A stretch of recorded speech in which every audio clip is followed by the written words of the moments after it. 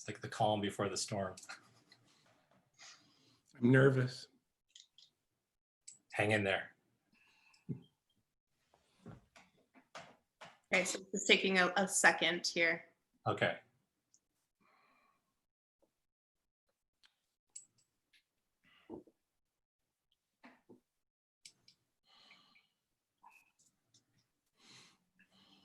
Okay, I got the thumbs up.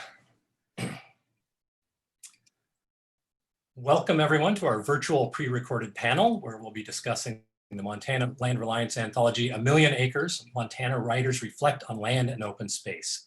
I'm Keir Graff, the book's editor, and I'm joined today by 4 of our 20 contributors. Alexis Bonogofsky is a freelance writer, photographer, and rancher who works and lives along the Yellowstone River on her ranch near Billings. Gwen Florio is the author of the award-winning Lola Wicks crime series, as well as Silent Hearts, a standalone novel set in Afghanistan, and a new crime series launching in February featuring a woman who goes on the run with her Airstream trailer. All that in addition to being the editor of the Missoulian. Sterling HolyWhiteMountain recently completed his time as a Stegner Fellow and is currently at work on both a novel and an article about the relationship between Black and Indigenous justice issues that will be published in Current Affairs. And Russell Rowland is the author of 5 Montana novels, as well as 56 Counties, A Montana Journey, which is now also a radio program. I almost said rodeo program on his local NPR station. Welcome, everyone. Thanks, Keir. Thank you. Now, on October 27th, 2016, I received an email from a woman named Gusty Clark saying Tom McGuane had given her my name and asking whether I might want to partner with Montana Land Reliance on a book of short stories commemorating MLR's millionth acre of protected open space. After I got over my giddiness that one of my literary heroes had given me an unsolicited job reference, I told her that yes, I was all in. The whole thing somehow felt so Montana, celebrating a public good by publishing a book. In addition to today's panelists, I was thrilled to receive contributions from Rick Bass, Christine Carbo, Janet Skesley-Charles, James Grady, Jamie Harrison, Ledoux Hansen, Eric Heidel, Alan Morris-Jones, Carrie LeSueur, Maxim Loskotov, who has a new book out, Antonia Malchik, Miley Malloy, Carolyn Patterson, Jim Robbins, and Joe Wilkins. Almost exactly 3 years later, the finished product came out on October 15th, 2019. In addition to our 20 authors and our one wonderful photographer, we were assisted by some amazing folks behind the scenes. In addition to Gusty, notably Rock Ringling and Kendall Van Dyke at the Montana Land Reliance, Chris Cobble at Riverbend Publishing, and Bruce Capdeville at Real World Design. We were too late for last year's Montana Book Festival, but in early November, various configurations of contributors fanned out across the state for events in Whitefish, Missoula, Helena, Great Falls, Bozeman, and Billings. Definitely the highlight of my year, and I'm glad we get to assemble here to do it again. So time is short, so let's get to it. I'd like to kick off by asking Alexis to tell us a little bit about Montana Land Reliance's history and mission, something she is very familiar with. Thanks, Keir. So I will talk just a little bit about the Montana Land Reliance because this book wouldn't have been possible without the organization. And MLR was formed in 1978 to work with private landowners to conserve land across Montana. And since 1978, in fact, I think in 2019, they just hit the 1 million acre mark. So they've protected 1 million acres in the state of agricultural land from development. And where they focus are those places that are very iconic in our state, the places that if they hadn't protected that 1 million acres, more than likely they would be subdivided into little ranchettes or subdivisions and all those things that us Montanans hate to see on the landscape. And so they work really hard to protect those important ecosystems for future generations. And so they hit 1 million acres in 2019, and now they're moving very quickly on to trying to reach that 2 million acre mark in half the time. So I'm really grateful to MLR and all the work they put into protecting Montana land, and I'm very excited about this book that they put together. So, and if you want more information, just go to montanalandreliance.org. Thank you.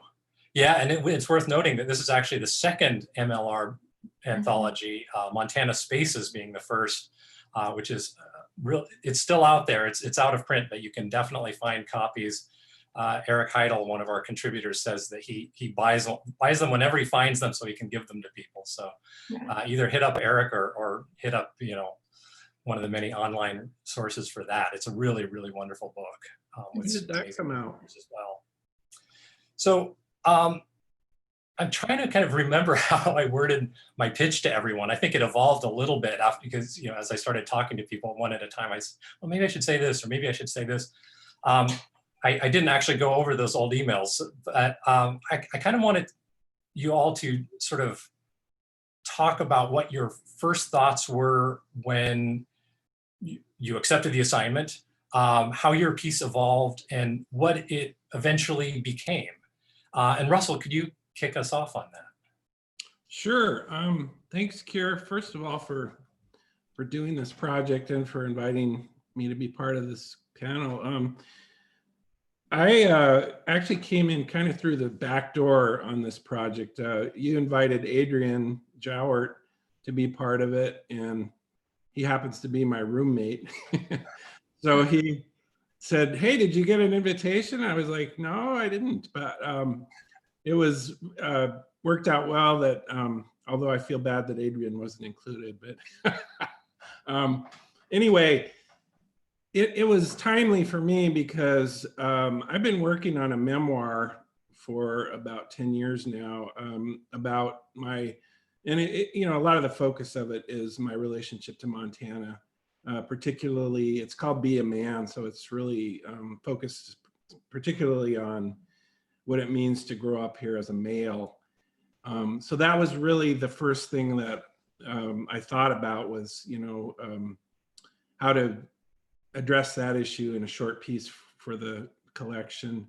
And a lot of that, my own personal experience in that arena happened to happen on my grandparents' ranch. So, a lot of what the piece ended up being about was my experience both living there and working there on the ranch. So, yeah, it was an easy transition from working on this, something that I've been thinking about a lot anyway, and just putting it together, a piece that spoke to that. Are some of the scenes and elements of your piece for this anthology included in the memoir specifically? Oh yeah, absolutely. Probably all of them, actually. Yeah, I thought it was very interesting and very compelling how you spoke about, I should have underlined the line before we started, but you had a very powerful line kind of about almost how,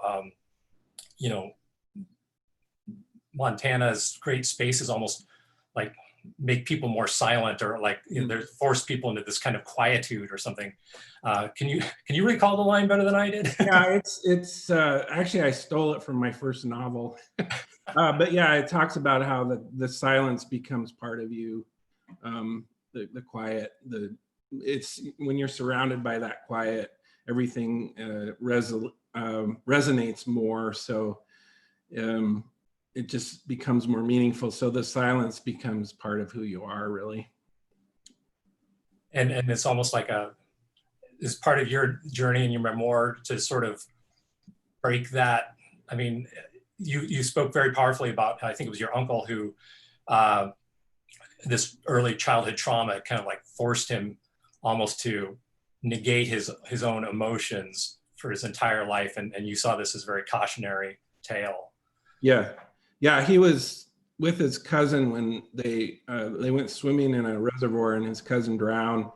And my uncle was only 10, but when he was completely distraught after this incident back at the house, one of his cousins told him he needed to stop crying because he was upsetting everybody. And that when he told me that story, it just broke my heart, because it was clear that my uncle had taken that to heart. He was a guy who didn't have easy access to his emotions, and it just made me, it really got to me. Yeah, and the way you portray that is so powerful, in that he's telling you, he's sharing this anecdote as if it's some of the best advice he has ever received, and just how two people can hear the same story and take two completely different lessons from it. Yeah, absolutely. Wow. Thank you. That's so powerful. Gwen, could you talk a little bit about your initial thoughts upon getting the call, and then how you decided to write what you did and how your piece developed? Sure. And I wish I'd known that you were looking for that original email, because I never delete anything. So somewhere in the tens of thousands of emails in my inbox, it's probably still lurking. I remember being both incredibly honored and phenomenally intimidated, because the other writers, you've got some of the writers I most admire. And I just thought, no way can I write up to these standards. And yet there was no way I was going to pass up the opportunity. So You've got a little bit of a track record yourself. yeah, but yeah, anyway, not like that. And so I spent a while being paralyzed, but there was a deadline, so that's always the best incentive. But what I started thinking about, I had the great good fortune of growing up on a wildlife refuge. So obviously land preservation, wildland preservation is almost in my DNA. And I grew up at a time, I grew up in Delaware, when the state had just passed something called the Coastal Zone Act. So groups were buying up portions of land along the coast to protect it. There was one oil refinery already on the coast, and they wanted to prevent more of that. So again, kind of growing up with that awareness that the land I loved, again, just by being there, was precious and worth preserving. And then also the idea of space. Delaware is a teeny tiny state, but where I lived was right on marshland bordering the bay. And you hardly saw any other houses where I was. You saw this expanse of waving marsh grass. And when I moved here and saw prairie and the wind moving across it, I'm like, yeah, I know what that looks like. Except that instead of bay, there's mountains as the border. And so I started trying to knit those thoughts together. And one more thing I folded in, and this is what finally gave me the hook for it. My dad, when I was really young, he's a wildlife biologist, had to go to Saskatchewan on a project to chase geese out of farmers' fields. The farmers were killing the geese. Delaware wanted the geese to come down the flyway so that goose hunters could shoot them. So they would get killed in Delaware and not Canada, something to that effect. And he brought back all these photos, my dad's a photographer also, of these amazing, amazing, huge spaces with this giant sky. And I fell in love with those images. And then of course, when I moved to Montana, there they were in front of me. So I mushed all that together into something that I hope worked.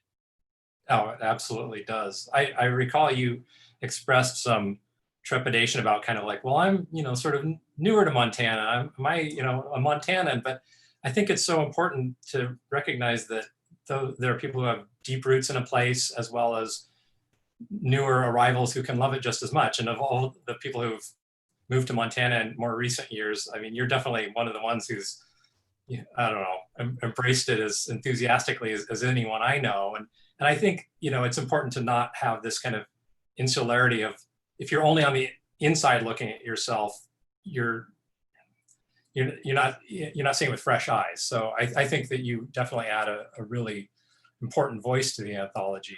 And I love that, a lot of it is not necessarily about Montana, but it's about, Saskatchewan and about Delaware. And I think that that's kind of great too, because it's not, it adds some breadth to the piece. Thank you. It's funny coming to this place. My first year here as a journalist, I covered the Montana legislature. And I was struck by the way when legislators introduce themselves, I'm a fifth generation Montanan, they all cite their Montana credentials. And I was sort of sliding down in my seat, not having those. And again, that came to mind as I was writing this. But I just feel very lucky to have lived in two really beautiful spaces that nourish me. Yeah. And Montana is definitely one of those. There's also an incredibly funny moment in your piece when they were trying to keep the charges dry. Can you share that anecdote? Yeah, Dad taught us that.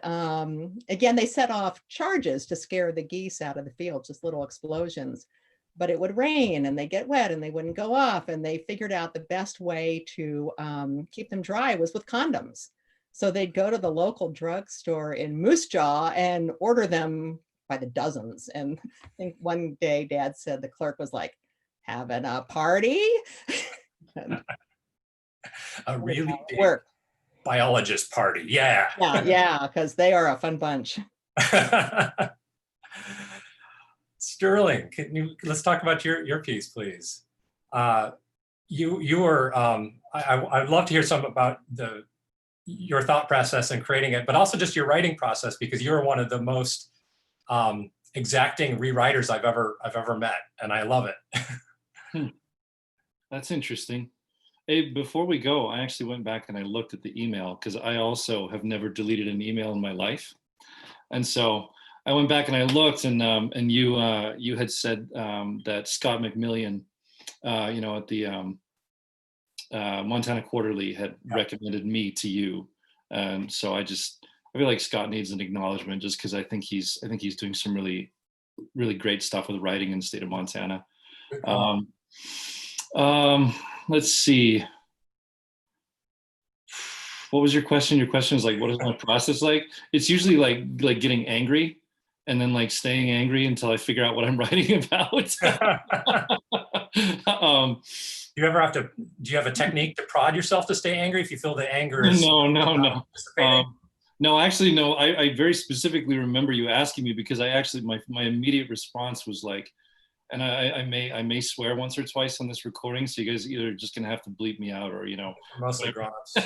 Okay, but I very specifically remember thinking like, fuck, because I was moving to California like 3 days after I got the email, and I was like, I have no idea how I'm gonna have time to do this, because I was going into the move and the Stegner program, but I really, really wanted to write this essay, because it fits something that I've been thinking about for a long time, which is like, what is this relationship between conservation and Indian land? And it's like, it's a very, very complicated relationship, and I've never heard anybody really talk about it.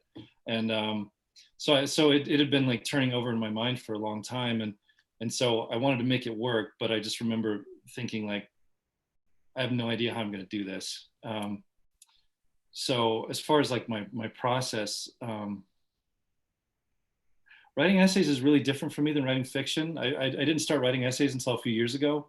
I didn't even know I could write an essay until Scott actually asked me to write that Standing Rock piece for Montana Quarterly, and I was like, okay, fuck it, here we go.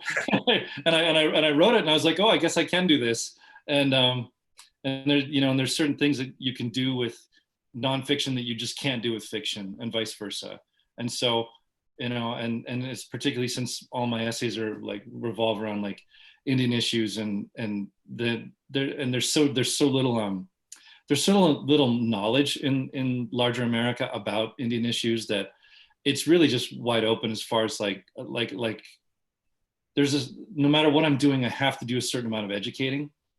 And so I try to find, a balance between how do I educate without this just being like a chapter from a textbook, and how and how do I also make it enjoyable enough for myself that like I actually want to write it, because like I have to feel good about the sentences, or I'm just not going to be able to do it.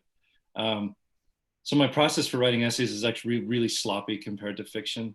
Like my first drafts of fiction are a lot cleaner than my essays, and like you were saying, like you got to see me go through my drafts of that essay, and I didn't know that I was exacting, but and I don't know what that really means. I don't know if that's a good or a bad thing, but more than anything, I just want the sentences to feel right, and I want them to feel right in relation to each other. And then in the larger sense, I wanted the individual sections of that essay to feel like they at least intuitively belonged with each other. And so that was kind of my process from start to finish, whereas my fiction writing functions very differently than that. Less anger or more anger for fiction? I mean, where does the anger fit in? Fiction is more like I don't know, melancholy. the unending melancholy of like writing a novel that, takes years to write. I don't know. That's more like perseverance, I guess. I think melancholy is probably a feeling that most novelists are familiar with. Yeah. I knew you were under a tremendous amount of pressure just because of everything else you were doing. I was so grateful that you found the time to give us the essay, because it was just, I just can't imagine this book without it. I think you do such a powerful job of as you say, educating, but also, educating, opining, and offering us just some moments of just kind of thrilling poetry, really. The end of your essay gets me every time. I just, I've read every single piece in this book, countless times, and they're all wonderful. And there are a few that kind of just, nail me every time. And certainly the way, like as Russell did, talking about silence, that particular passage was so powerful, I think. Thanks, man. That's nice to hear. I'm glad that transferred, because that was really the only thing I wanted to do was like, can I convey this sense of how powerful the silence of the Northern Plains is? Because to me, that's the dominant aspect of the Northern Plains. It's just space and silence, and it's something that like when most people, if they've never been to the plains, Northern Plains, when they come there, it's actually shocking. I think like how quiet and how vast it is. So that makes me feel good. Thank you. Well, thank you for giving that to us. Alexis, Yes. you started out as our photographer, and then you proved you were a double threat and gave us an amazing piece of writing as well. What can't you do? A lot, actually. Let's talk about the essay first and then the photos. So I was surprised to get, because I had always been involved from the beginning on the photography end. I have been taking photos for Montana Land Reliance for quite a while. So I've been to a lot of their places that they've protected. I've been all around the state for them. So I was really super excited about the photography. And then I got an email and there was an opening for I don't think I was on the original list, which is totally fine, because I actually don't see myself as a big W writer. Even though I write sometimes. And so there was an opening and I got an email saying, could you contribute an essay and can you get it to us in like 2 weeks? And I'm not a fast writer at all. That's I think why I don't write very frequently. It's like something will come over me and then I'll write it and then I'll be done for like months and then I won't really write anything. And I had this idea in my head about what I wanted to write and it wasn't working. I kept trying to make it work and pissed off about it that it wasn't working. And I was about to email Gusty and just tell her that they needed to find someone else. And then one day it just popped into my head, because really how I think of, I don't know, when I think of my life, I think very geographically. It's just sort of how my brain works. I just see Montana in the spaces that I've been, and it's sort of that concept of the land holding memories for you. Yeah. So when you're in a place that you've been before, you've had experiences in, it's the land that remembers for you, and you don't. So that's kind of that's how my brain works. And I started thinking about all the different really impactful and consequential experiences I've had, and started thinking about just a series of vignettes with a GPS coordinate and those experiences that I've had. And luckily it came out very quickly once I realized what I wanted to write. I'm just really honored to be in the book with so many amazing Montana writers. Sometimes it is surprising to me. Like right now, I'm surprised that I'm sitting here with all of you guys. That was how I got in the book. The GPS coordinates was just such a brilliant touch.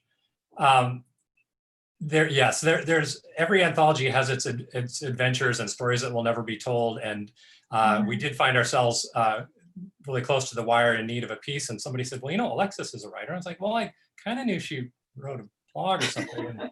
Yeah. read some of your pieces, like, oh my God, she is a writer. You know, how fast can she write? Well, now we know. And honestly, I mean, nobody. If we hadn't, outed this story right now, I don't think anyone would have had any inkling how quickly that came together.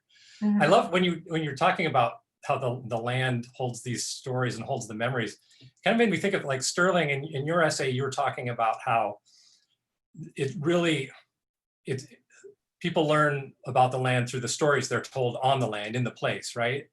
If I might be bastardizing that a little bit, but I feel like it's more or less what you're saying, and it's just interesting how I feel like there's a real truth to that, and that for those of us who have been fortunate to, grow a lot in a place like Montana, I think that a lot of times there are memories that are so just intrinsically attached to that place, and I think Alexis just illustrated that so beautifully by actually pinning it down with the coordinates, so that if somebody wants to really get that picture, I mean, you painted enough of a picture with the words, but that's kind of like the web extra, I guess you could say, to your story. Well, do you want to show some of the pictures? And yeah, I can just go through a couple of them just so people get a sense for for what some of the photos are. Please do. Yeah, let me know when you guys can see it. I can see them now. Okay. So this, I took it in the little snowy mountains, and I think that all of us, something about my photography, I can't get away from the big skies. That's what captures my attention at all times, is the clouds in the skies. I tell my niece and nephew to look up, around, and they never look up at what is happening in the clouds, and every day it's something amazing. I will go on to the next one. Yeah, and what I love with that picture too is how it's such a giant picture and a giant sky, but then was cropped to such amazing effect by Bruce, who saw the portion of it that would make the perfect cover. And so this next one is Glacier, and I actually everyone often, but luckily I had some great photos of Glacier and beautiful Northwest Montana. Just the right moment at the right time with this photo. And it's not the one that went with Sterling's essay, but it was, I can't remember where it exactly is in the book, but I think it is perfect with that. I think that went with Rick Bass's piece. Is that right? Okay. I think so. And this one up at Charles Russell Wildlife Refuge, and goes with Joe Wilkins's amazing essay, 11 Kinds of Sky.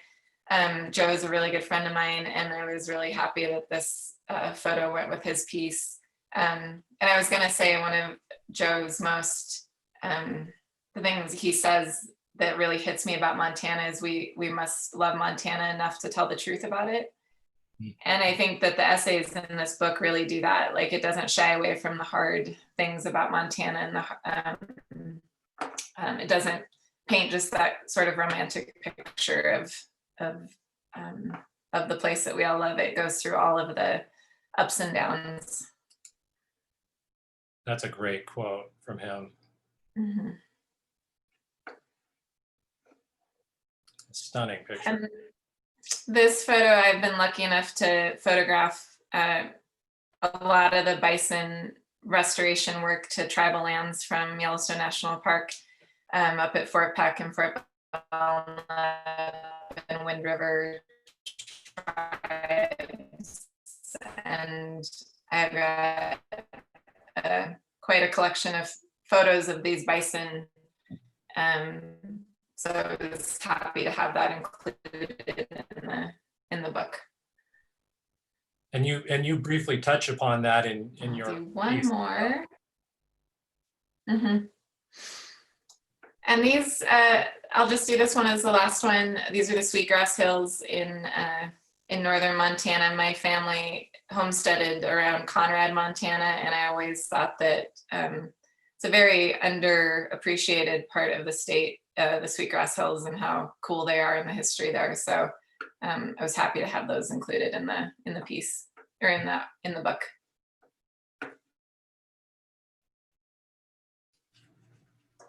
How long have you been a photographer, Alexis? I still don't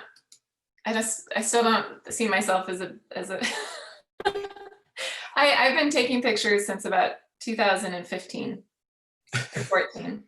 So maybe 6 years.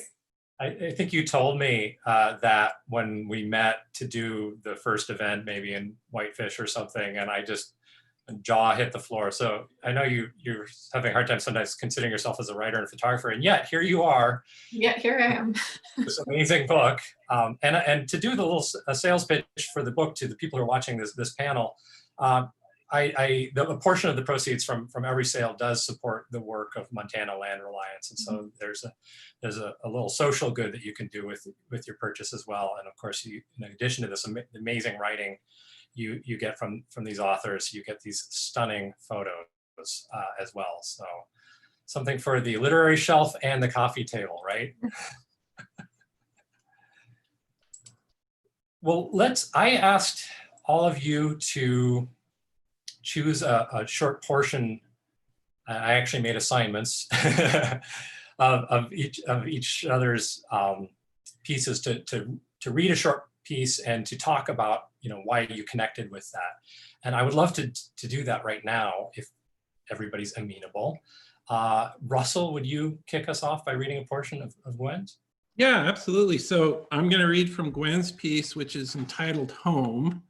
And the thing that I loved about this particular section that I'm going to read is how she captured, or I'm sorry, it's called Finding Home, is that she really captures the moment where she felt that enough of a connection to Montana after fantasizing about it for years because of her dad's talk about it and the photos and stuff. This moment is when she finally hit that moment that we all have experienced, where it was like, oh wow, this is a place where I belong. So on our final day in Glacier, my brother suggested a side trip to Browning, the main town on the Blackfeet Reservation and home to the well-regarded museum, also Sterling. We followed Going to the Sun Road toward the park's east boundary, switchbacks leading us down and down from the Kodak vistas at Logan Pass. The zigzags lulled me into drowsiness. The fog swirled and parted, revealing trees like sentries hard by the road, then closed in again, enfolding us in a monochrome world. We took a final turn. The fog fled upward like a tablecloth snapped away with a flourish. The trees were gone. The horizon took a giant stride eastward. I rolled the window down. The wind rocketed past with a sound of ripping fabric, hurrying toward the vast spaces before us. The land, suddenly sunlit, stretched forever, cut by features that did nothing to interrupt its headlong rush toward that unreachable horizon. Vocabulary I'd acquired long ago resurfaced. Coulees, buttes, sloughs. I could almost picture a white cardboard rim around the view, with my father's precise hand labeling title, date, and location in the lower right-hand corner. But this was no slide. It was real, and I had to live here. It's beautiful. So nice. Thank you, Russell. I want to give credit to my friend Javier Ramirez here in Chicago, who was the one who introduced me to the concept of having authors read each other's work to them, which is just, I think, such a genius idea, and I would love to see more people do it. I think it's a rare privilege to hear somebody read your words to you and to get a chance to just listen. Gwen, why don't you take the next slot there?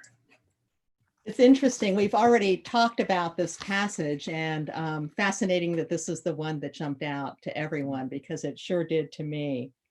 I left Montana in my late 20s and lived in 12 different states over the next 25 years. Part of my motivation was the need to avoid facing myself, but most of it was a sincere desire for adventure. I went to graduate school in Boston and served my country in the Navy. During my travels, I always had a strong feeling that Montana would call me back someday. It started in my work. All my books are set in Montana, and I never really considered writing about anywhere else. What I found myself exploring in my writing was how such a brutal and unforgiving place shapes the people who live in it. There's a quietness in Montana, especially in the eastern half of the state, that surrounds you and fills you up, eventually becoming part of who you are. The act of talking becomes an effort that's too much for some, especially talking about difficult things. And so much of life here is difficult. What we learn here is that everything's unpredictable. A sudden hailstorm can wipe out a year's worth of work in a few minutes. A lightning strike in the buttes can threaten your entire ranch. A summer dip can change your life forever. Not having control over the unknown is a constant source of stress, but it also makes people here adaptable. The fear of being a nuisance by talking about our feelings can motivate us to get out and do something to change our lives. It's when that fear becomes too much that it becomes a danger. I know this was true for me for a long time. It was a big part of why I drank. We learned that we can't let fear of the unknown keep us from doing our jobs or from simply living, because along with the unpredictability, this wide open land also promises that anything is possible. And sometimes we have to break through the fences around us to find those possibilities. I just love that. I love the acknowledgement of the harshness and the fact that, things can take a bad turn fast out here and you're on your own. But also, as you said so perfectly, that openness that just makes your spirit soar. It's the wonderful thing about living here. Anyway. And I think kind of everybody who spent time in Montana can kind of recognize somebody too in that line, that the effort of talking can be too much for some. Yeah. I think of some, very taciturn central Montana folks I've met in the past. Well, Russell, that actually raised a question for me, which is, have you ever tried to write something set somewhere else, fiction set somewhere else, and then abandon it? Or is it just literally never even kind of crossed your mind? Well, when I first started writing, I was living in on the East Coast.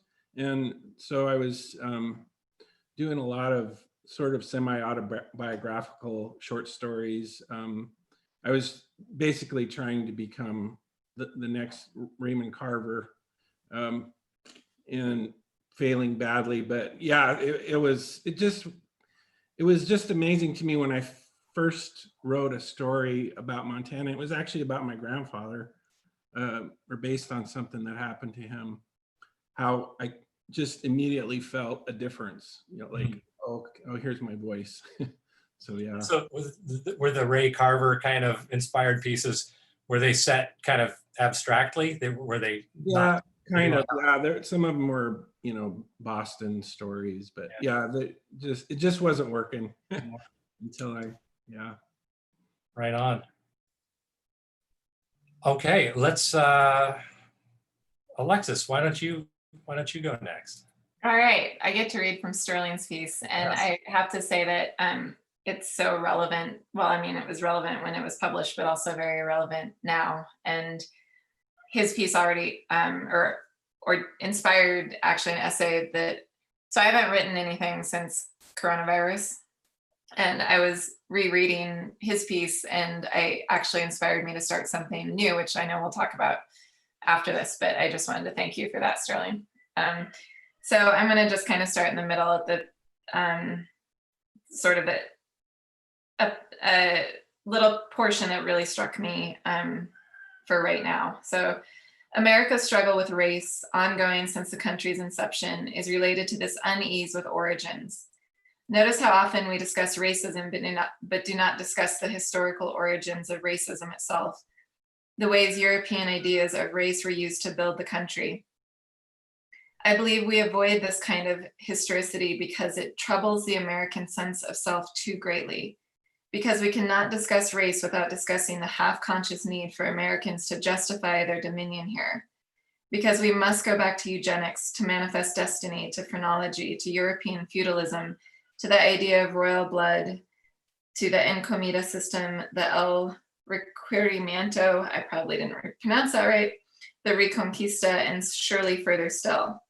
And because we must discuss the long and terrible history of Christian conquest, not just here, but around the globe, that religion's deep monotheistic fear of that which is not itself.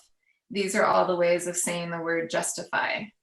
So much intellectual and spiritual work must be done before the colonization of a people takes place, before the destruction of their food sources, before the theft of their children, before the suppression of their language and religion, before the acquisition of their land and resources, before you feel okay with all of this.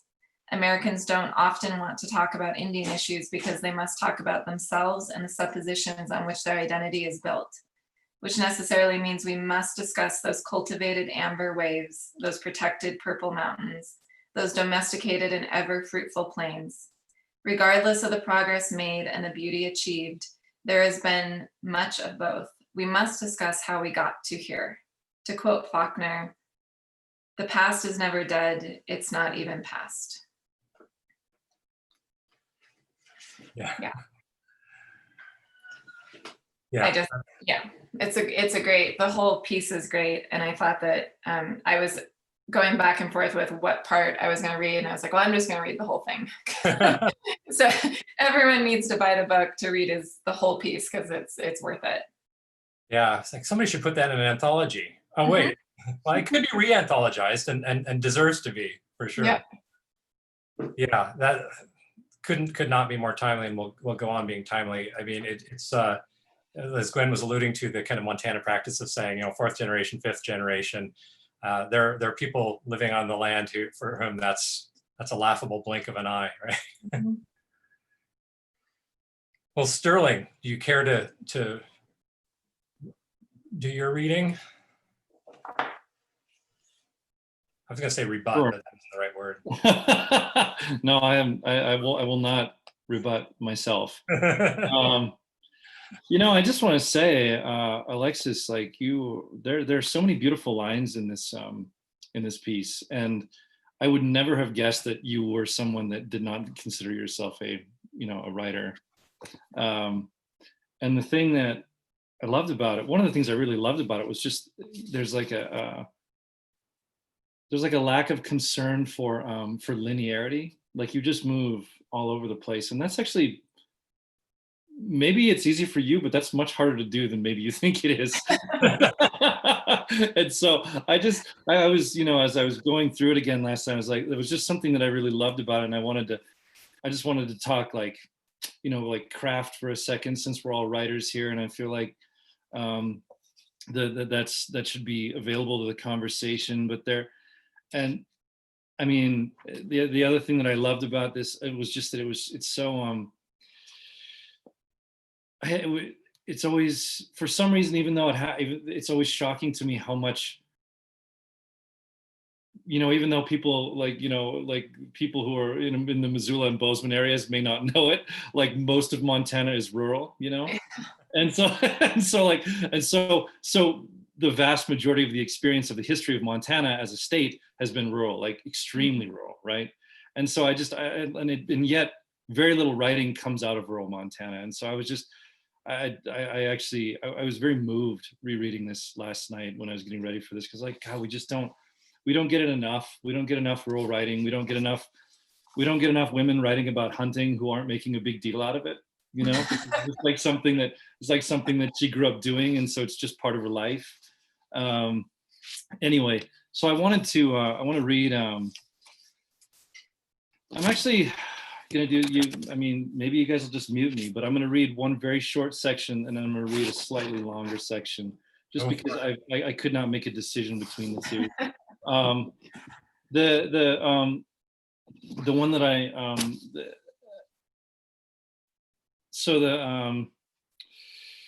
The one that's, I mean, I don't even have page numbers on this thing. It is a cool early June evening and we are all standing in a parking lot waiting to eat. Burgers sizzle on a grill, people mill about, chatting in groups. We were all there to speak at a public hearing on the proposed Tongue River Railroad, which, if built, would haul coal from Otter Creek Valley to coal ports on the West Coast. I think about the 3 hours we all just spent in the school auditorium, the Northern Cheyenne, the ranchers, the Amish. Their words echo in my head. My name is Otto Braided Hair, very emotional. We have spiritual ties to this land. One of the things that I was told is that every creek, every drainage has some of our blood in it. If they weren't buried there, they were killed there. In this whole area, this whole region. That's why it means so much to us.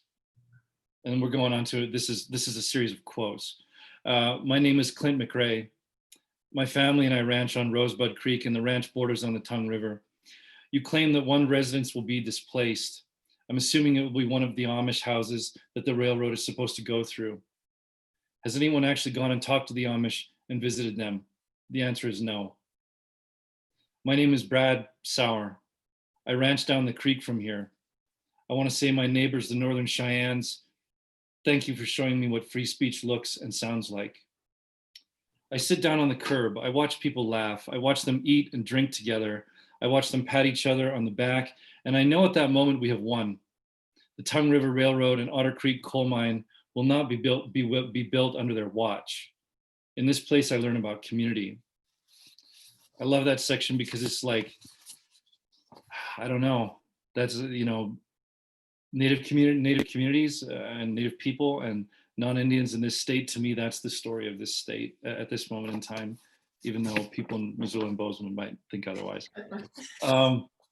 And the other one is just this really short. I just thought it was so beautiful because, like, when I read this, I felt the weather instantly, and I was like, I know that weather. I know exactly how it feels. Standing in a blizzard in the middle of the prairie is a remarkable thing. It is cold. It hurts to breathe. The wind is brutal. I turn my back to it. I can barely feel my hands and feet. My quilted Carhartts are not enough to keep me warm. My teeth are chattering. The only light comes from truck headlights illuminating a large corral. A couple dozen people huddled together in groups around the other vehicles. It is almost midnight when we get word that the semis hauling the Yellowstone bison have just crossed the Missouri River and are on tribal lands. They will be here soon. The drums and the singing begin to welcome the bison home. In this place, I learn about restoration. I just think that passage is so beautiful, and to finish on that word, restoration. That word is going to be a very big word in Indian country. It's just going to get bigger and bigger. That's the direction we're going. So thank you for writing that, Alexis. I thought the piece was beautiful. Thank you, Sterling. Sterling, you want to talk a little bit more about restoration? Well, I mean, there are other people who it's been used a little bit. It's actually, I was surprised to see it in Alexis's essay because I don't know how widespread it is in terms of, you know, when we're talking about like Indian issues and land and so on and so forth. But it's the only word that I can come up with that encompasses, like, if I were going to say, like, what is the one word that we can use to describe, if we were just going to, what is the umbrella that we're going to put all Indian issues under? And I think restoration is the word for it. I think it's restoration of sovereignty. I think it's restoration of land. I think it's restoration of, you know, and I think it kind of rolls from there. It's the only word I've been able to come up with, and no one would ever believe me, but I came up with it on my own, and then I started seeing Russell, especially. I know Russell doesn't believe me, but like and then here and there over the last couple of years, I've seen it used here and there in different places, and I just think that's going to be the term that becomes I think it's going to be the umbrella term for us. You totally stole that from me. I probably did, Russell. I probably did. And I feel no guilt whatsoever. Yeah, but Sterling saves all his emails, so he has documentary evidence you don't have. Well, let's talk. We just have a little bit of time left, but I wanted to talk a little bit more about, and we've talked about this book a lot, but I want to talk a little bit about other things you've written and how you use place in your other writing, whether it's fiction, essays, blogs, social media, anything. But Gwen, maybe, I mean, and the last question will be what you're working on now or what's coming next. So maybe this question could be focused a little bit more on something you've already done and published. Gwen, could you talk about how land figures in, I mean, in one of your many works or your series, how you've employed sense of place as a writer? I think it is central to everything I write, and in many ways, including my journalism. But for my fiction, I actually start with place. You know, I start with a place I either want to go or have been that really resonated with me. And then I think, what could have happened here that would let me set a book around it? So, you know, I set one in the Wind River Range in Wyoming because I feel like it's one of the most beautiful places on earth. You know, the Northern Plains, both Dakota and the Rocky Mountain front, those places just kind of just want me emotionally. And again, in some ways, the plot is just a framework for me to write about both the land and the weather, and a lot of those things drive the plot in some ways. I'm being fairly incoherent here. All of my books, with the exception of the one I'm working on now and one other one, have been set in the West. The standalone I did was set in Afghanistan, which is a landscape very similar to a Western landscape, pretty rocky and barren and mountainous. Now the one I'm working on, so I'm kind of jumping ahead, but is set on the eastern shore of Maryland, near where I grew up.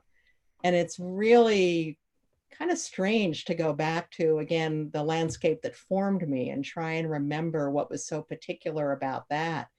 And the big difference is moisture. You know, it was humid, things are green, there's a lot of bugs, there's rain, there's water that just lies on the ground. It's astounding to me when I remember that I took rain for granted. So it's been fun kind of delving into memory for that.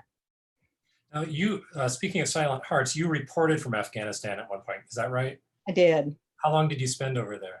I went twice, and I want to say each time was about a total of 6 weeks divided between Pakistan and Afghanistan. What were some of the things, other than some similarity, you know, in the land, what were some of the other things you noticed about the land that you worked into that book? I kind of joked, you know, I'd look around and go, oh yeah, we're in Wyoming. And there's a lot of bearded men with guns. I think again, the land shapes culture in a way. Afghanistan, I was there both in the winter and in the summer. The winters are unbelievably cold. The summers are super hot. Again, it's like being on the plains. The homes are made out of mud. I mean, they're sort of the materials that are all around them. It's a real agrarian. Once you get out of the cities, I felt like I needed to not use the word biblical in my stories because A, it's a Muslim country, so let's not go there. But also, I mean, that's what would come to mind. You'd see these scenes of people threshing with donkeys, and it looked like something, you know, I would remember from Bible stuff from my childhood. Again, being incoherent, but the land is phenomenally harsh and phenomenally beautiful. And I think that played into it. Did you see evidence of destruction from the conflict over there? That Oh God, yeah, unbelievable. You know, the Taliban burned people's vineyards. There were, you know, you'd go down the road. First of all, the roads were dirt, but big bomb craters in them, and burnt out tanks and military vehicles by the side of the road. A lot of landmines still around. So you cross, I think my very first day in Kabul, we went to go see someone's vineyard, and the signal for landmines is three red rocks, three little twists of stalks of some kind. And here's a field lined with red rocks, and our guy's like, come on, I'll show you. And he leads us into this field. And I just thought, oh God. But what people have to recover from there all these years later is just astounding to me. And I wish I could just wave a wand and make it all better. Yeah. Adds a totally different perspective to conservation issues. Yeah. Yeah. It's like, just keep things from killing people. Right. Russell, you've spoken about how you haven't said a novel anywhere but Montana, but and we've spoken, of course, about how land influenced your essay in the book. But can you talk about something specific in a previous work and how that was informed by a sense of place, or how you wrote about it, how you use it to inform the story? Yeah, well, 3 of my novels are loosely based on our family history in the ranch in southeastern Montana, which is very isolated and sort of the insular part of that whole experience where you're around the same people a lot. I think that had a huge impact on my whole family, and of course that passed on to me. So it's something that has always been fascinating to me. So those 3 books explore a lot of that. But I think what really came to mind was the last novel I wrote, Cold Country, is more about how difficult it is to break into a community, a small rural community in Montana. And I think that when you've lived somewhere for a long time and you have these neighbors that you know exactly how they're going to behave most of the time, and a new family comes in, the unpredictability of that is very unsettling for a lot of people. And that's one of the things that I really wanted to explore in that book. So that was a fun experience, but it was also based on something that happened in our family too, when my dad took a job on a ranch in a very tight-knit community. So yeah. The other side too. Right. Excellent. Alexis, I know you don't think of yourself as a writer, but people have shared your blog posts with me and said, you've got to read this amazing writer. Apparently, I just like to write for free on my blog. You should start charging more for that. Yeah. I was thinking about this as everyone was talking,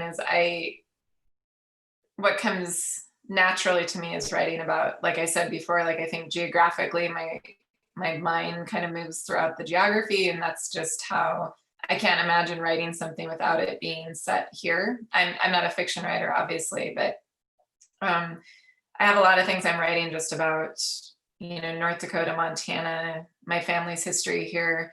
And one of the things that I've really been working on is a piece about, how it's that generational Montana cult, I call it, like I'm a 4th generation, I'm a 5th generation, and that power associated with that generational title and identity, and yet that is not transferred to Native Americans who have been here. And so the piece is sort of an exploration of that, like, need to grasp onto that as a white person in Montana to give some sort of power to what I'm saying, or some sort of political, all these things that come along with that. And yet the people who have been here the longest don't have access to that. So that's what I've been kind of exploring, because I do work with farmers and ranchers, and basically, that's something that agricultural people have to, we have to start facing, and looking at it right on, that this is not, we can't keep ignoring the history and how we got the land based on a genocide. And so anyway, that's kind of the essay that I've been working on, just sort of a personal essay about that. Are you going to look for a place to publish that, or are you going to give that away for free? I feel like I need to I like to write things first, so I get because it might take me a while. It might take me a year, but yeah, hopefully. Well, I hope some magazine editors are listening to this, because now they know a writer with a powerful essay they can contact, and it'll be a little further down the road by the time this this airs. So, well, excellent. Sterling, talk a little bit about. I mean, we've talked about your essays more and nonfiction, but I would love to know how this figures into your fiction. Just thinking about, your question about like, how does land play into your work? And I'm realizing that land plays into my nonfiction work far more than it does my fiction. And so I've just been sitting here like reflecting on that and wondering why that is. I think it's because for me, I have like a political desire to like talk about land, like politically, and then you can't, I don't know, you can't really do that in fiction unless you want to be a preacher, and I'm not really interested in being a preacher in fiction. I'll preach in my nonfiction just as much as I want, but fiction, I would rather, I'm just kind of I guess I'm fundamentally, when it comes to fiction, I want art and more than anything. And I think one of the reasons that I don't write about land in the way I do in my nonfiction, in my fiction, is because in a lot of ways, that's what people expect Native writers to do in fiction, is they just want to talk, they just want Native writers to like, man, talk about your sacred relationship to the land, man. And I'm like, I don't want to, I mean, it's there, but like, that's not really like, that's just like not really what I want to do with fiction. I was thinking the other night when I was driving, I was like, man, I don't know if any of you have ever read Céline, but like Journey to the End of the Night. But I was like, man, I would love to transfer that existentialist voice, that French existentialist voice, to Indian country. Like, that's what I think about when I think about fiction. So like, because nobody ever, the Indian country is so diverse, and there's so many, like my cousin and I talk about this all the time. Like we know Indians who are atheists, there are Indians who are Christians, there are Indians who are traditionalists, there are Indians who are agnostic. I mean, it just goes on and on and on. That's just one factor of life we're talking about. And so what I do with my fiction is I go at it from that direction. I just want to show the world I actually know, which is not really what I see on TV or film or in most fiction, and even some fiction written by Native people. I'm like, I don't recognize that. That feels like it was written for white people. So the novel, the novel I'm working on is about, which I might be done with the draft by the end of October. It's like the most miraculous feeling I've ever had in my life. Like when I realized that, I was like, how did this happen? Like, is something terrible going to happen to me before I get to the end of October? Like that's what it feels like. You're in place until then. But I think, what is it about?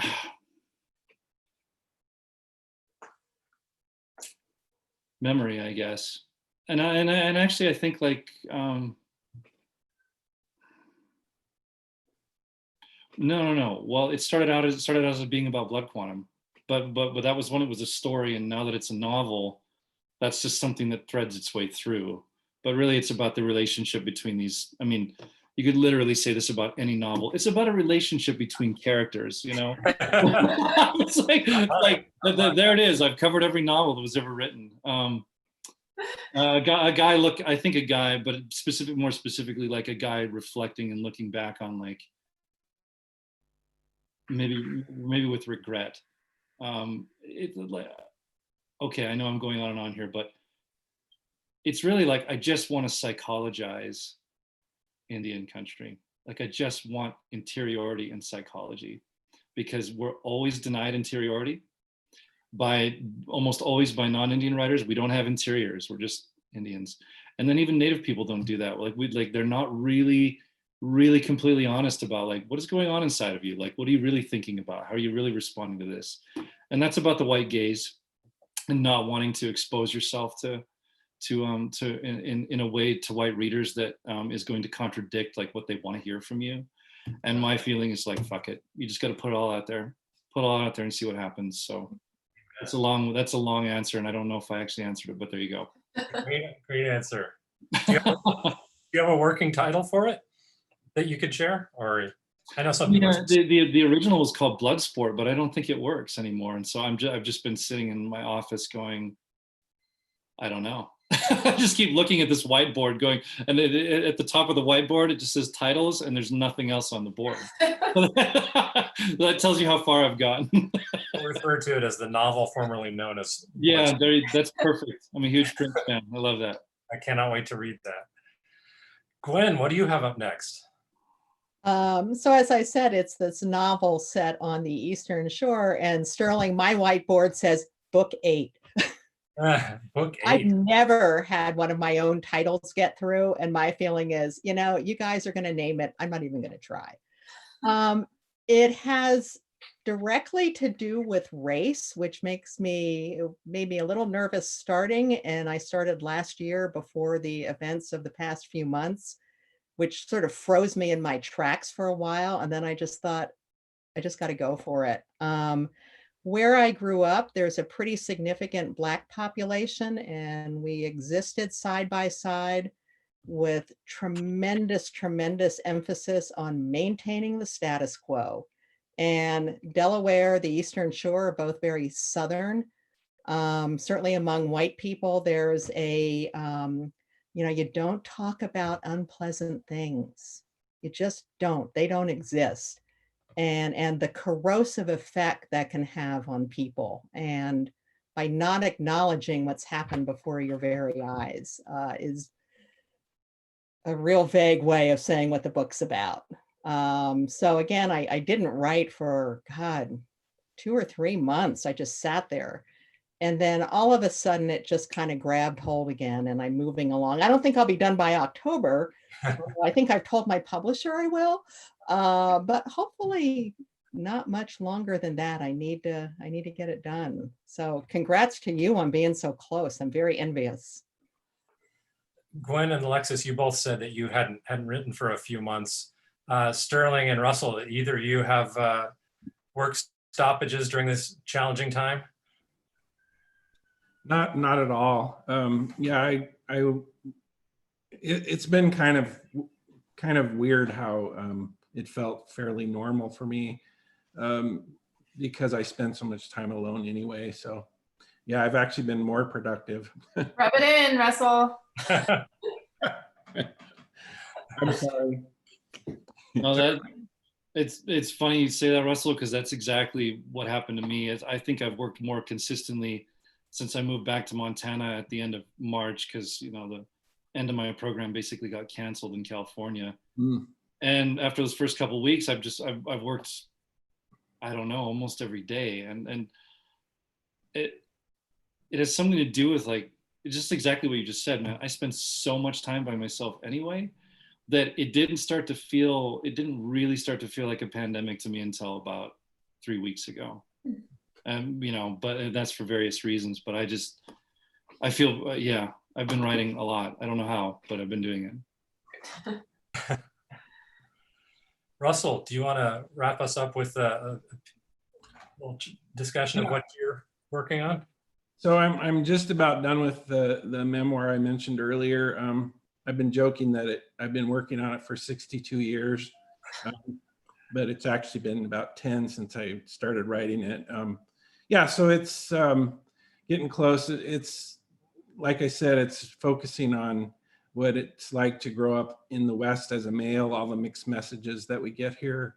But it also delves into a lot of the stuff that we've talked about here. And I just want to really compliment everyone on what they had to say today and what they're working on. And I mean, this has been a fabulous panel, and I would love to do more of these with you, Keir.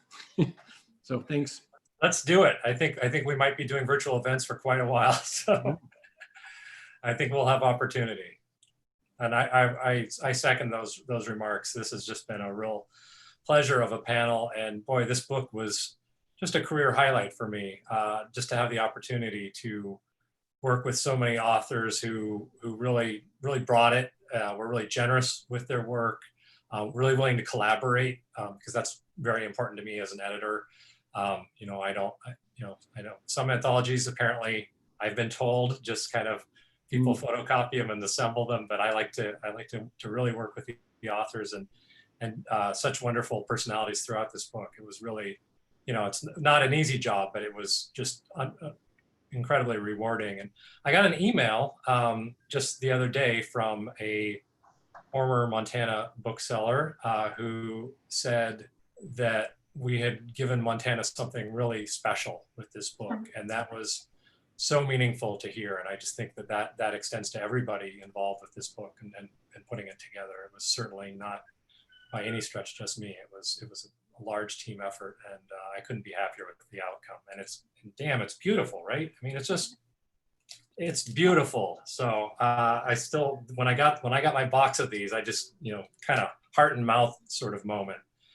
Definitely the most beautiful book I've been part of. So thank you all. And I think we're going to bring Festival Director Lauren Korn on for a few final words to wrap us up. Thank you, Lauren. Thank you all. This was really wonderful. I thank you for being in conversation with each other and reading from the book. I myself have the book here. I got it as a gift from my dad. I have Jim Robbins' signature in it, so I'm not sure which event my dad was at, but he was able to get that. But it's a wonderful book. Congratulations. I want to tell those of you watching now that you can buy the book at Fact and Fiction online at factandfictionbooks.com.